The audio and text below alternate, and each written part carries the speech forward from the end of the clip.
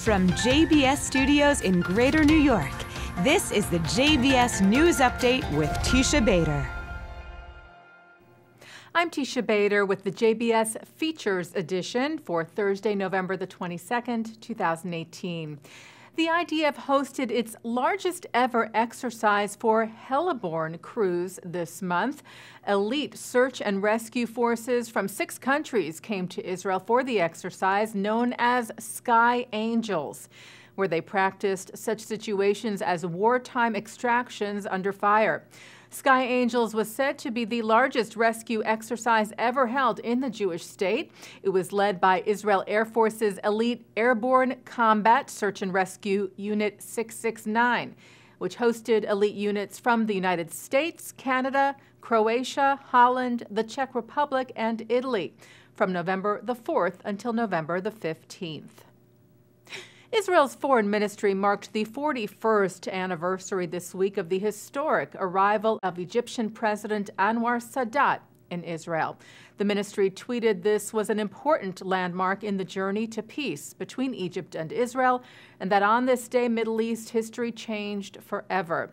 On November the 19th of 1977, Sadat became the first Arab leader to visit Israel officially. He met with then Israeli Prime Minister Menachem Begin, addressed the Knesset about his hopes for peace, and in March of 1979, a peace treaty between Israel and Egypt was signed by Sadat and Begin in Washington. Sadat was assassinated in 1981. Jewish organizations mourned the death this week of Romanian Ambassador Menea Constantinescu, a strong ally in the fight against anti-Semitism. CEO of the American Jewish Committee, David Harris, called the veteran diplomat a stalwart supporter of the State of Israel, a leader in the fight against anti-Semitism, and a true friend of the Jewish people. The Simon Wiesenthal Center called Constantinescu one of the great figures of our generation in the fight against anti-Semitism. Constantinescu led Romania's delegation to the International Holocaust Remembrance Alliance in 2016 and pushed for the alliance's adoption of the working definition of anti-Semitism. He died Sunday after a long illness. He was 57. Jewish philanthropist, doctor, and humanitarian Miriam Adelson was honored last week with the Presidential Medal of Freedom. President Donald Trump bestowed the honor on Adelson and 6 other recipients this past Friday. In choosing Adelson, the White House noted she has practiced internal and emergency medicine, studied and specialized in the disease of narcotic addiction, and founded 2 research centers committed to fighting substance abuse.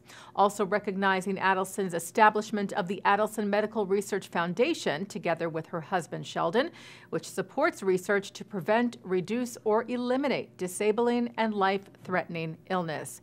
The Israeli-born 73-year-old said she was deeply humbled by the exceptional honor. President of the World Jewish Congress, Ronald Lauder, addressed the rise of anti-Semitism in Europe at the closing session of a conference on European values held in Vienna this week. The conference was hosted by the Austrian Federal Ministry of the Interior, and it dealt with issues of concern in Europe, including anti-Semitism.